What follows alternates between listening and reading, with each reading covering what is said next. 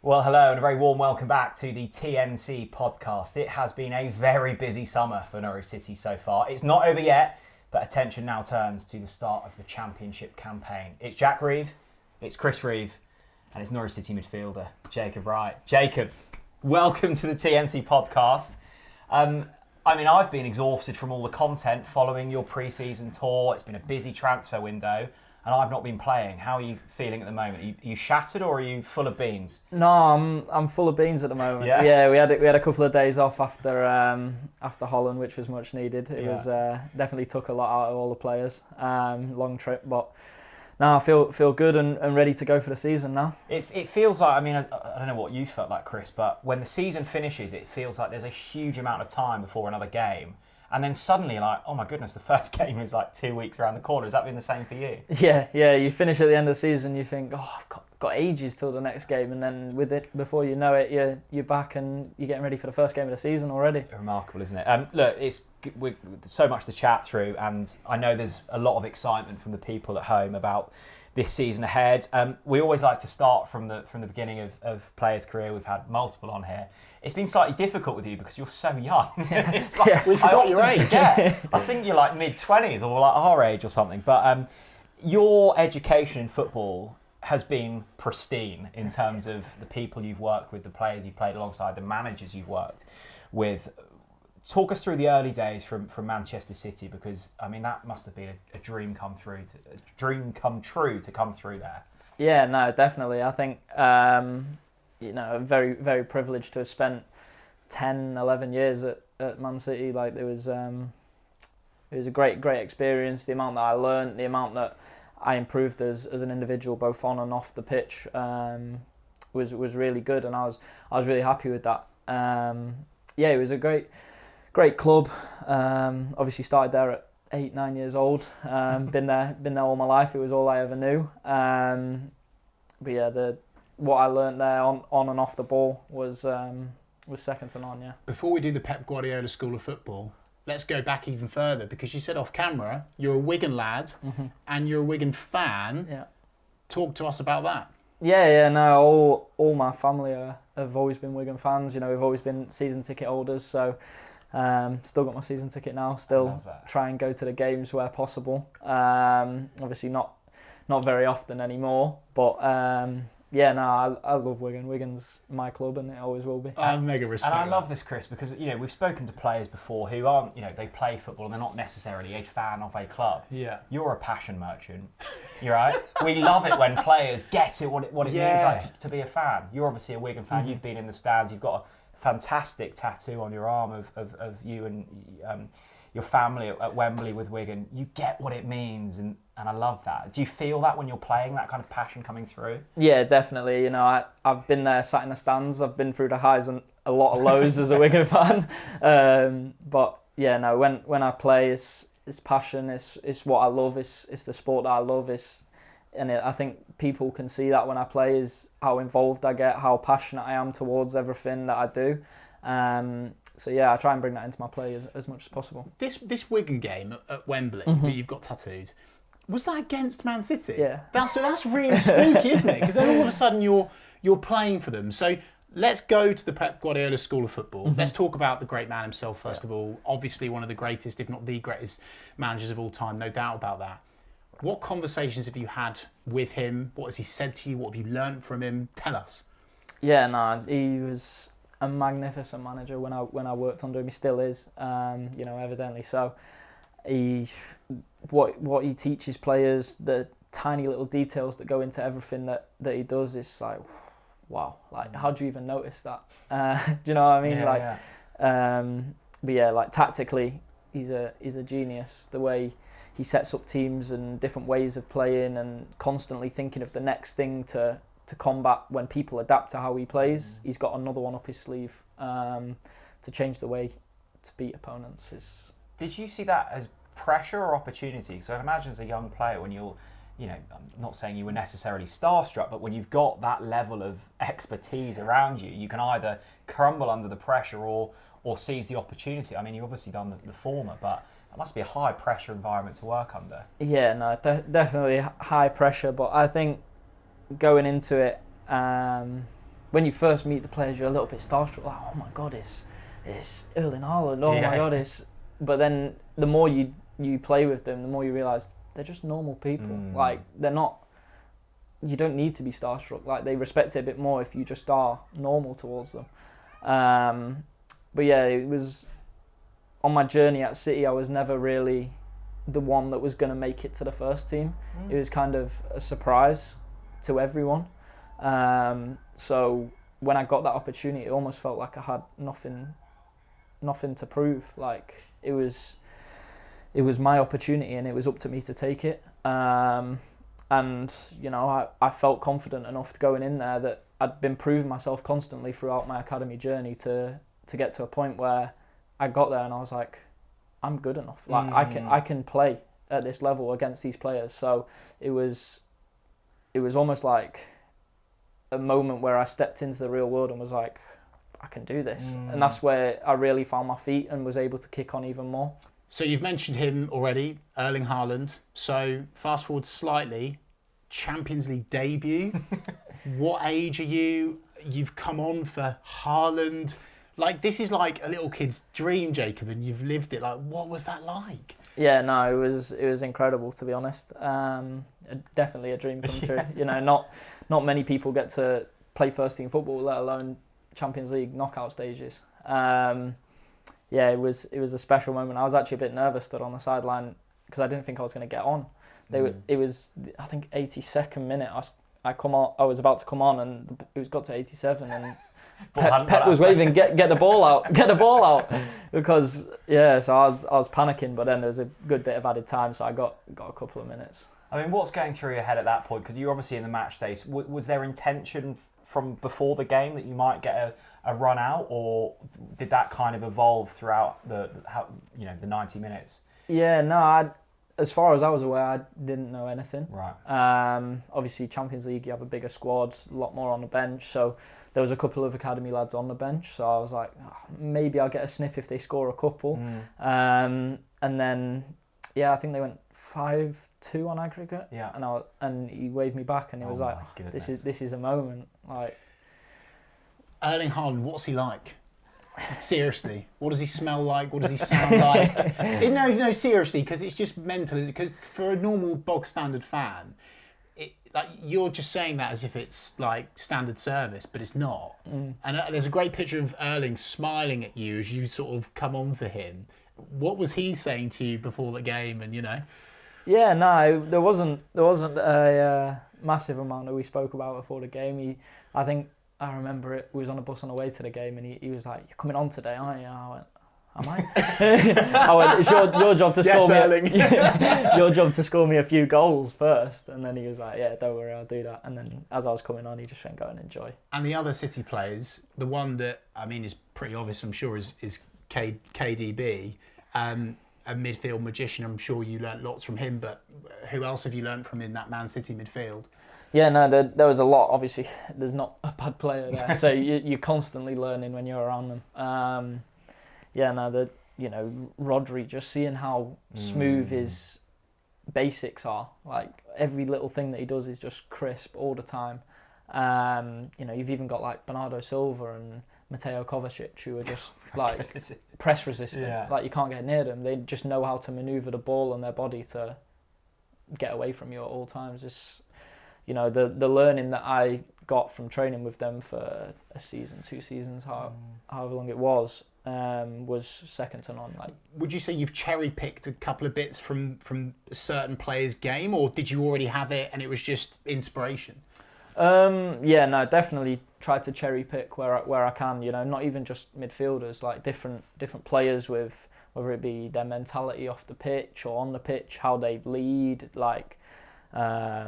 Positions that certain players pick up and different traits I've tried to pick up along the way, because, like I said, they're the best players in the world. So if you can pick it up from them firsthand, there's nowhere better to do it, really. And I mean, your progress at Manchester City was pretty rapid. I know you said earlier that you never saw yourself as being that player who might break into the first team. Well, you did that, so you proved yourself wrong there. But in terms of your progression, obviously at Norwich City now, we'll get on to what we're up to at the moment, but Did you always think your playing career was away from Manchester City, or in your head a couple of years ago, how did that journey sort of play out in your mind at the time? No, I always wanted to be at City, Yeah. and I always believed I was good enough to play for Manchester City.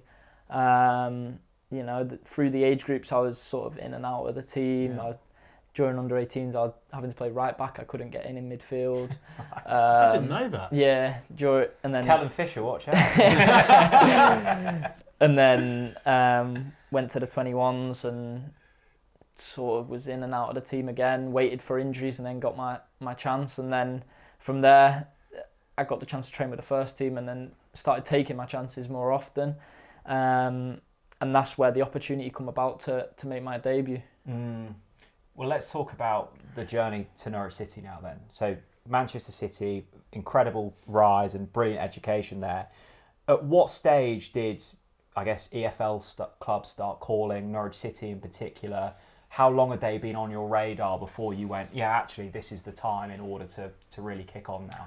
Yeah, there was a brief talk in the summer before I joined, but I'd just coming back from an injury. I hadn't played too much from sort of the January previous due to the injury. So it was like, I want to use this 6 months to make sure that I'm in the best place possible, that when I do go and play, I'm in my best shape of my life, I'm playing my good football.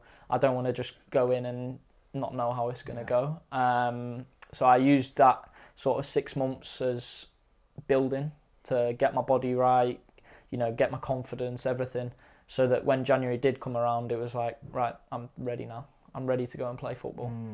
And I mean, you know, last season Jacob was an absolutely brilliant. It was exactly what we needed, and I think I might say something slightly controversial, but we've in the past we've occasionally signed loan players from big clubs, big profiles, and they've come in and you can see that their mind's elsewhere. They're not necessarily willing to get stuck in. It was different with you. You could see that straight away that you were willing to impress, first of all, that you were willing to get stuck in. You understood Norwich as a club. You're a Wigan fan. You understand that sense of community. I mean, that was the sense from a fan. You came in, you sensed the opportunity, and you were willing to obviously just get stuck in from the off. Was that how you felt? Yeah, no, 100%. I seen it as an opportunity to sort of the start of establishing myself. And I come here with a really open mind, and I think the first couple of games was actually quite tough. Like, it was almost a bit like, Okay. Do you know what I mean? And the standard or the atmosphere or what? No, just sort of everything. Like the whole playing in front of fans, everything. Like, you've never really experienced that as a youth player before, so it's almost a bit of a step out of your comfort zone when you first start. And then I think gradually, I think you guys probably seen as well, after the first 2-3 games, I started to really build, and my performances almost got better towards the back end of the season. The more regular I was playing and everything. So hopefully I'm going to pick up where I took off at the back end of last season, this season. You'll do better. We want goals this time, Jacob. Let's talk about last season. Important thing to do. Johannes Turup at the time was the head coach. How did you get on with him? How did you work with him? What did you think about your role in midfield, working with him as your head coach? Yeah, no, obviously he was only here for a short period while I was here, but while he was here, I really enjoyed working under him. You know, he had a style of play that I enjoyed playing in. It was very similar to City in the fact that, you know, a lot of short passes, midfield base, build up. Obviously, probably not what the fans wanted to see in terms of entertaining football. Well, when it was right, always. It was brilliant. Well, yeah. We had a few moments where it was like, oh my goodness. Yeah. But yeah, no, I really grateful for him showing the faith in me, bringing me to Norwich and giving me that game time to learn and develop as a player. Yeah, no, he was great for me. And what was it about Norwich? You would have had lots of options. You're an incredibly talented young player who's come through the best education in English football. What was it about Norwich that you went, I can see myself, one, progressing personally there, and two, I can see a vision to really kick on. Because Swansea were in for Jacob as well, right? There was definitely Swansea. I'm sure there was others as well, which you don't have to disclose unless you want to. Yeah, tell us all about that. Yeah, no, it was more of a gut feeling, to be honest. Okay. Like, I can't people ask me all the time, I thought you was going to Swansea, I thought this was happening. I was like, I don't really know how to explain it, to be honest. Like, it was just a feeling, just a gut feeling that I got, that I went, Swansea isn't the one for me. And then Norwich rang, and it was so close to the deadline, and it was like, yes, it was late, wasn't it? Yeah. I remember your pictures were quite late at night.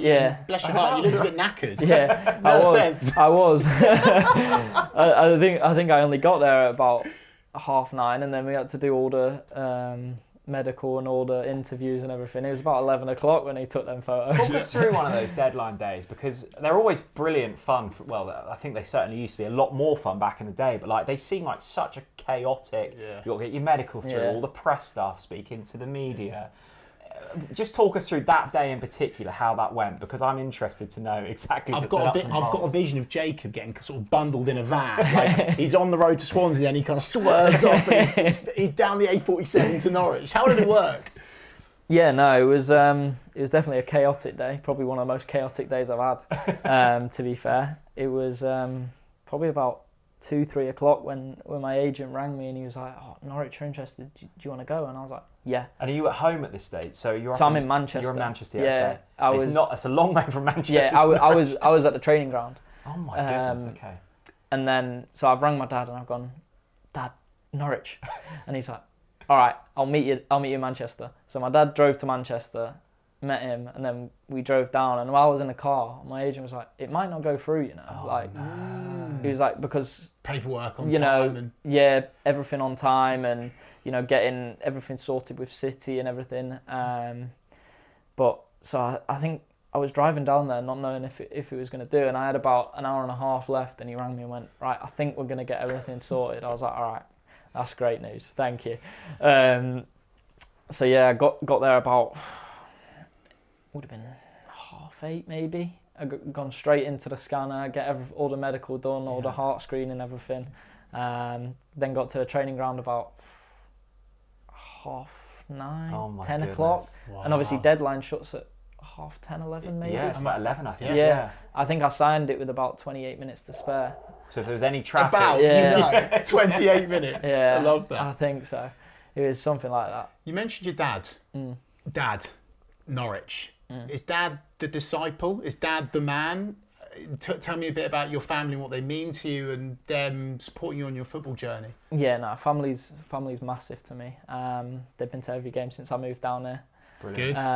Good. Home and away, they attend all of them. So that's a big part for me. My dad's been everywhere, all over the world. Funnily enough, he actually missed my debut.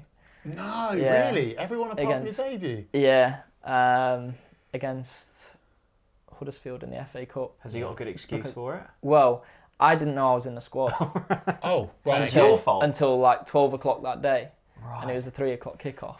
And he was in Amsterdam for my uncle's birthday.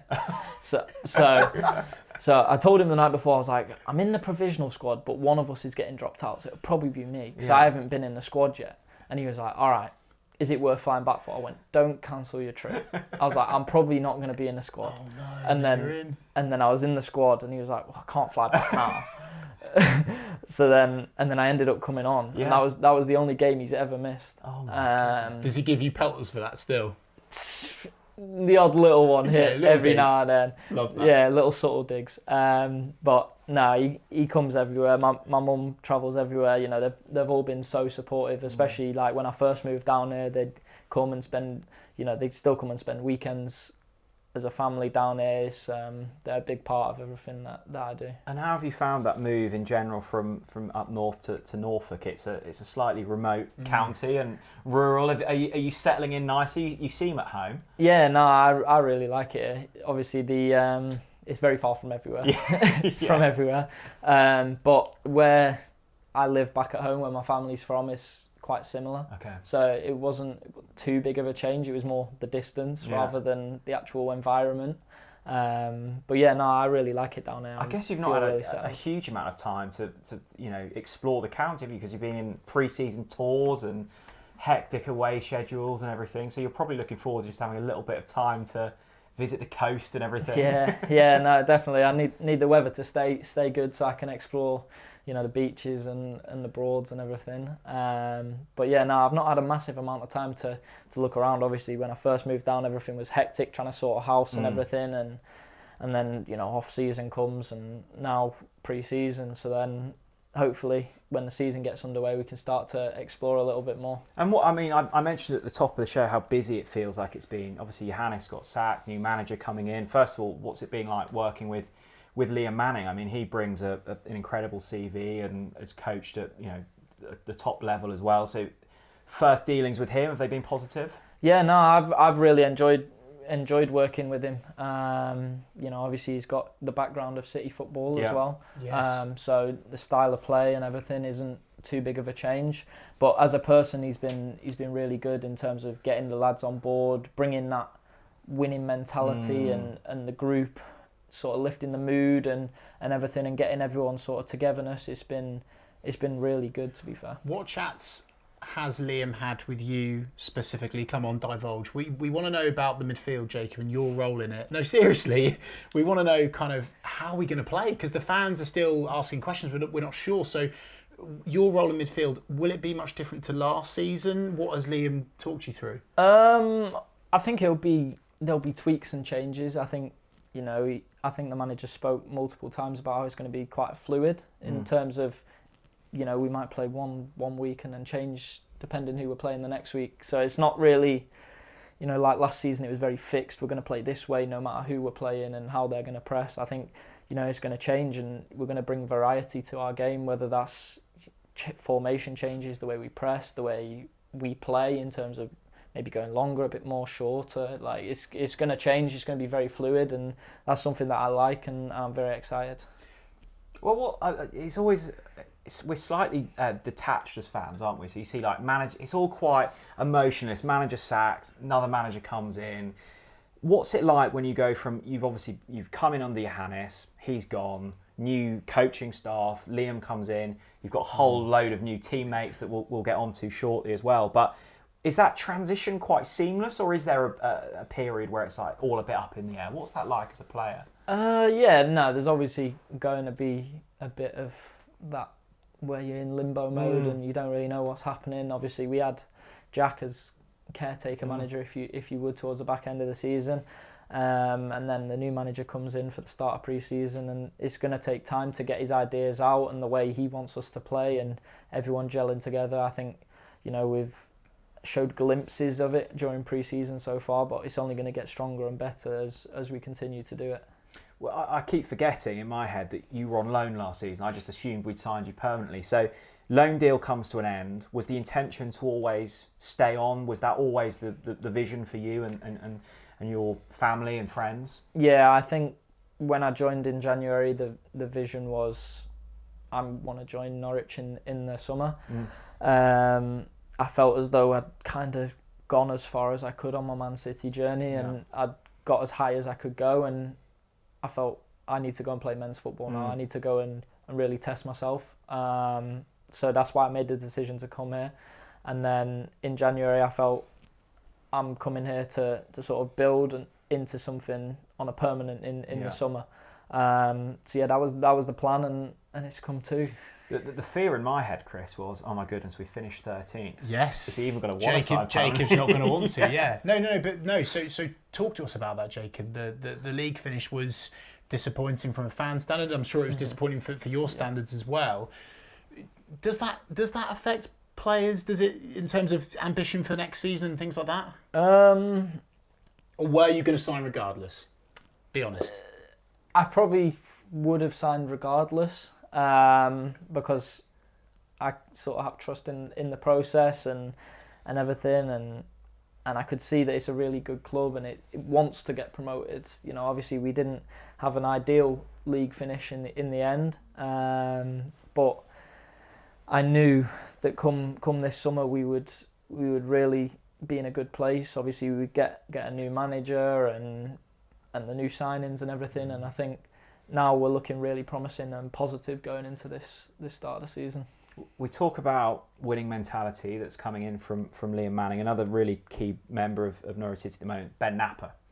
Ben Napper said to the press not so long back regarding yourself, he's established himself as a key member of our group already and the potential is huge. Not only is he a very talented player, he has big leadership qualities and we're all excited to continue working with him to help him achieve his potential and support us in striving towards our goals as a club. That was a part of a bigger speech around you. I'm sure you've seen the quotes in the press. He said the way that you carry yourself as a young man, walking around the training ground, setting standards, is that something that just comes natural, or are you always trying to kind of, bring your teammates up to the levels that you want to be at? Yeah, no, it is just something that comes natural towards me. I think I am just sort of a natural leader, if you will. Standards is a big part of my life. It's something that I'm driven to do my best every day, whether that's on the pitch or off the pitch. I want to be the best at everything. So you got to bring people along with you and lift them standards. How does the age thing impact you? Because I'm just gonna say again, you're 19. I can't believe it. You're 19, and there's obviously older lads in that changing room, and you're saying, no, hey, I'm a leader. But how does the dynamic work in the changing room when you've got experienced lads in there, you've got the younger lads in there, you've got lads that are your age as well that are like, how does that work? Yeah, it's obviously it's a dynamic that you have to get used to. There's always going to be older players, there's always going to be younger players, and for me, leadership is part of my game. It's the way that I play, it's the way I always have played and probably always will. So it was more at the start. You're almost like a bit touchy. You don't want to state it as much, but I think the more I got comfortable, the more I got to know the group. You find out ways that certain lads like to be communicated to. Certain lads maybe need an arm around them. Some maybe need, right, come on, that's not good enough. And you're doing that. I think you have to as a leader. You got to drive the standards. You got to want to be the best, and I think that's the only way that we can achieve as a team. I'm going to ask him the killer question, Jack. The fans are talking about the captaincy, and we have to be respectful and want to be respectful, of course, to the mayor, Kenny, who's an absolutely brilliant captain. First of all, I want to know, what do you think of Kenny as a captain? What have you learned from Kenny? And also around that conversation regarding the armband, is that something that interests you later on down the line whenever Liam sees fit? Yeah, of course. Captaincy is something that I want to eventually reach in my career. I don't think wearing an armband or not defines whether you're a leader. I think I'm going to be the way I am whether I'm wearing the armband or not. It's not going to change the way I act, the way I behave, the way I do anything. But yeah, no, Kenny's such a good leader. He's such a good captain. The way he manages all the players in the team, everything that he does on and off the pitch is so good. He's such a good captain. He's taught me a lot. He's taught me. Has he? Yeah, just different ways of like I said about the communication and the way like you sort of see like how he lifts the mood, how he when times were tough last season, how he this isn't good enough, lads. Like we need to be better. And he has that respect from the team. Obviously, he's been there a while. He's been there a long time, but I think players respect him a lot as well.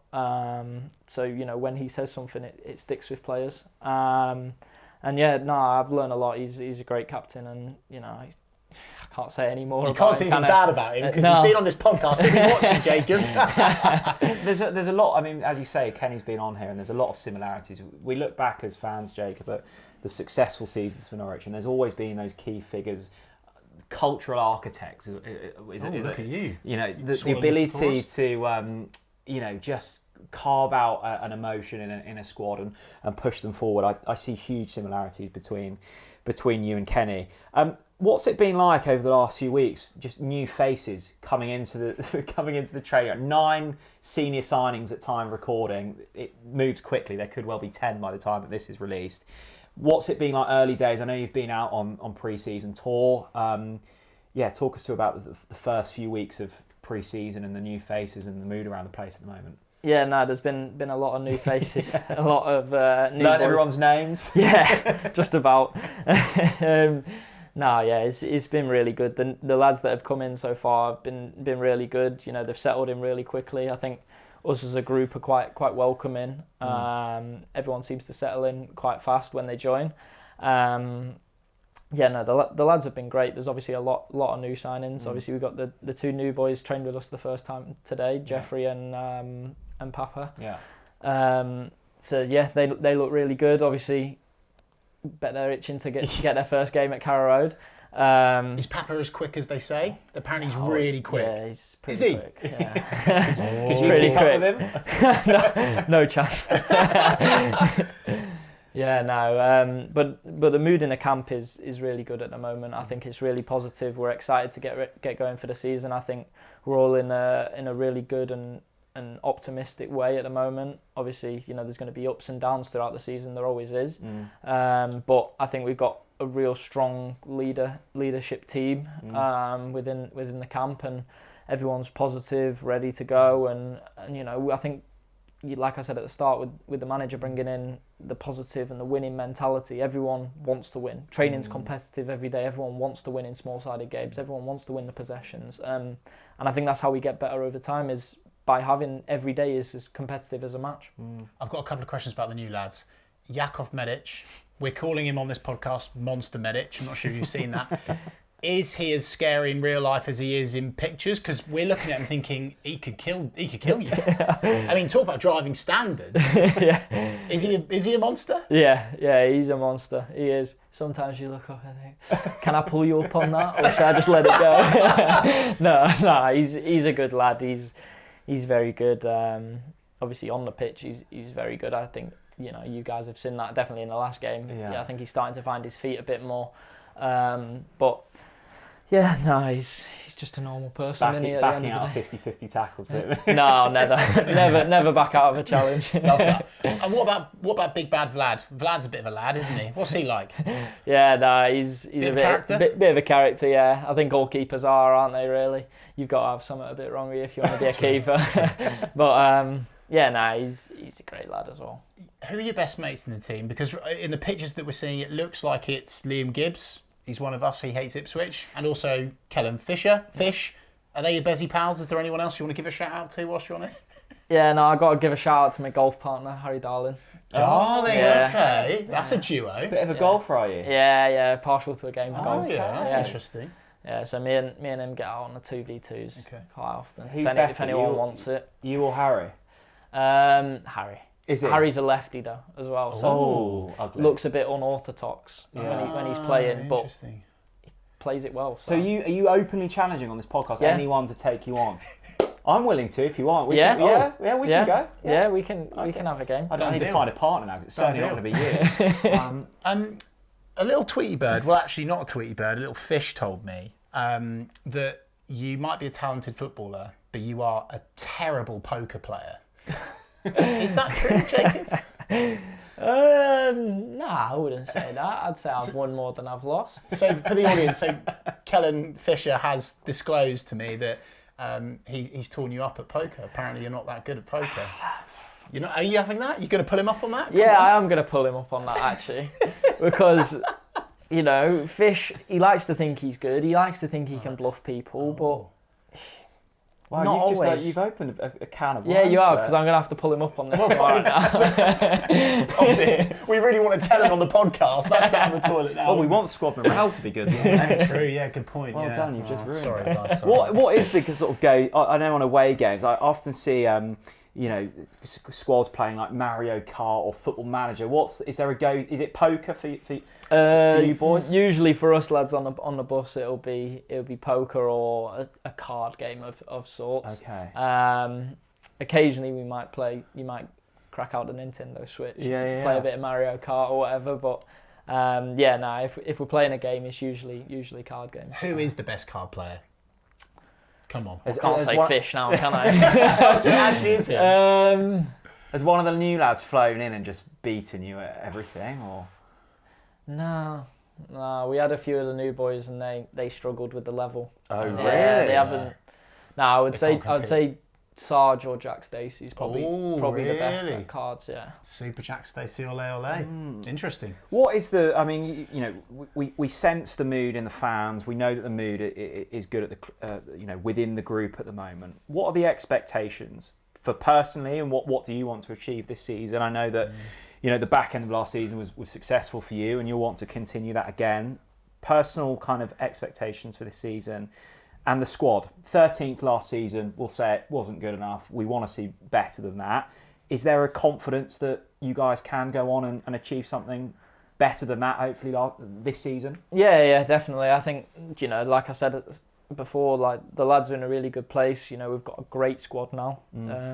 Obviously, with the signings and everything that we've brought in, I feel like we've really strengthened in the areas that we've need to strengthen. And obviously, there's going to be a few more boys probably as well. So I think we're going to be in a really good place come the start of the season to push for the playoffs, because that's where we want to be, and that's where we know we're good enough to be.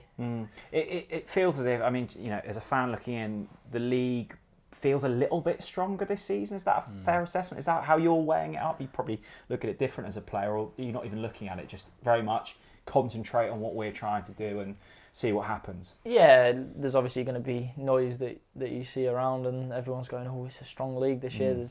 There's never an easy game, whether it looks like it on paper or not. There's not going to be an easy game, so that doesn't really change in our minds. Well, my mind definitely anyway. I think I'm very much a game by game as they come, and over time you sort of reach your goals if you're performing well enough. So that's how I'll be looking at it. Is we've got Millwall and then we've got Watford.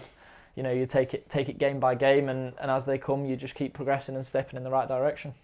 Sorry, Chris, you mentioned earlier. I'm getting excited about all this. You go, come on. Everyone sort of says when they first step into the Championship, whether it's youth player coming into senior football for the first time, or even people coming from abroad, that it is such a different environment. It's relentless. It's physical. I know you said earlier that it took you a few games just to get up to speed in the environment. Like, what is the difference? Like, what makes it so tough compared to everything else? I think the obvious one is the number of games. You're playing 3 games a week every single week. I think that's definitely takes a toll on some players. The speed and the physicality and everything. And if you make one make one mistake, you're gonna get punished, and you've got to sprint back. It's very high level. So there's a lot of differences in my opinion, from youth football to Championship football. The gap is massive. But now I've been exposed to it, I feel really comfortable playing. Speaking of youth football, you've gone through almost every England youth rank. Am I right in saying that? Yeah. Almost, or most of them apart from under 21s, or am I wrong? Yeah, I've not done 21s. You've not done 21s yet. No. Yeah, but that's happening this season. We're watching. I want to really, really get your opinion on England and your personal ambitions and where you want to go. Like, what's the big kind of blue sky objective for Jacob Wright in football? I have a lot of them, to be fair. There's a lot of aspirations. What are they? Play for the men's senior team, England. Play in the Premier League. I've still not completed that one, so to play in the Premier League is a big one for me. You get that by the end of next season, mate. Yeah, hopefully. Hopefully. And to be fair, my goals and ambitions are sort of, I set them out at the start of the season and then I'll review. I will never have long-term goals because I think they're really subjective into, there's many factors that can occur that can stop you from reaching them goals. Like everyone can say, I want to win a Champions League, I want to win the World Cup, but until you're close enough to, I want to push to be in that England squad, you can't really set that as a goal.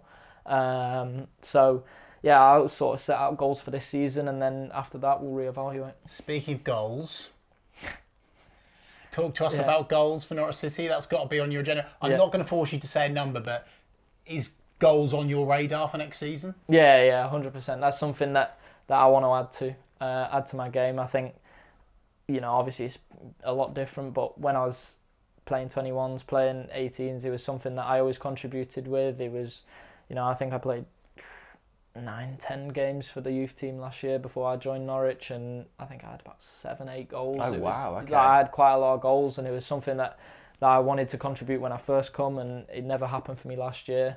This season, goal contributions, whether that's scoring, assists, everything, I think that's a big part of being a midfielder, and it's something that I definitely want to add to this year. I'll be a bit naughty now, Jacob. I'm going to reveal something that you said off camera. Yeah. There's a gap on your arm, isn't there? Yeah. In the precious tattoos. What's going in that gap on your arm? That gap will be me celebrating when I score my first goal. For Norwich City Football Club. For Norwich City. Versus Millwall. I'm just going to be thinking when Jacob scores and wheels away to the Barclay, probably against Ipswich. I know that's going to be late on in the season. There's going to be a goal before then, but hopefully. I'm intrigued to see what that celebration's going to look like. Yeah. Did you have a go-to celebration at youth football, or it was always darts. Oh, was it? Yeah. Was it? Yeah. Okay. Interesting. Darts, or occasionally I would change it to a little golf putt towards the corner flag. Oh my goodness. Usually it was darts. I'm getting really excited about this now. What about run towards the snake pit? Do you know where the snake pit is? Yeah. Run towards the snake pit. I love that, run towards the snake pit, take the corner flag out and pretend it's a golf club. Could that be? And take a swing. Yeah. It's a possibility. Let's see it happen. It could be. You have to wait and see. I love it. Well, hopefully in maybe a couple of weeks' time, let's say. Yeah. That tattoo will be on the arm.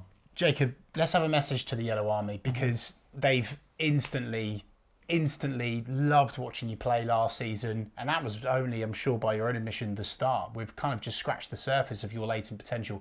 What's your message to the Yellow Army when they back you up and down the country all season next season? Yeah, no, it's like you said, the love that I have received when I first joined, I sort of automatically straight away clicked with the fans. It was a special connection that I feel like we started to form. The way they sort of took me in, and even when I wasn't playing at my best level at the start, they still stuck with me and were patient. So I'm very grateful for that. But yeah, no, I think my key message would be patience, because like I said, we've had change. Lots of change. Lots of change. There's lots of new faces, lots of new coaching staff, new ways of playing. We're very confident as a team that we're going to be able to, get in the playoffs and push for promotion. But it's going to take time to get them ideas out, to adapt to change, to get everything in order to where we're a well-functioning machine.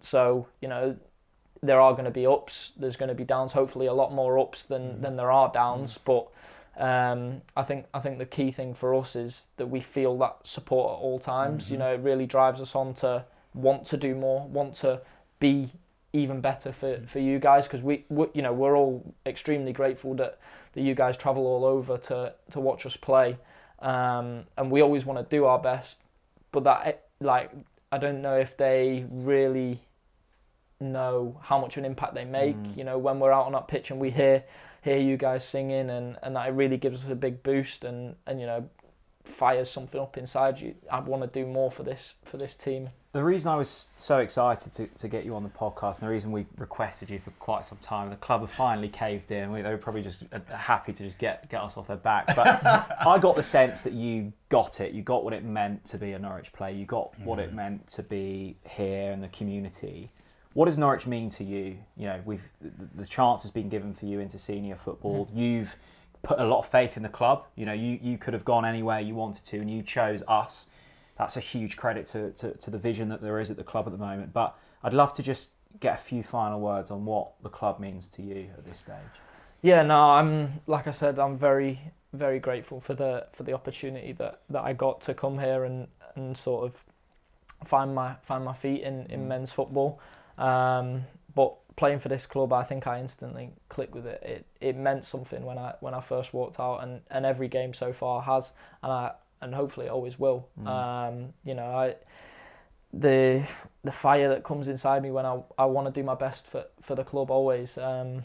It's a special club in my opinion. I can't wait to see that celebration. Jacob, it's been a pleasure. Thank you very much for having me. Thanks, mate. Thank you.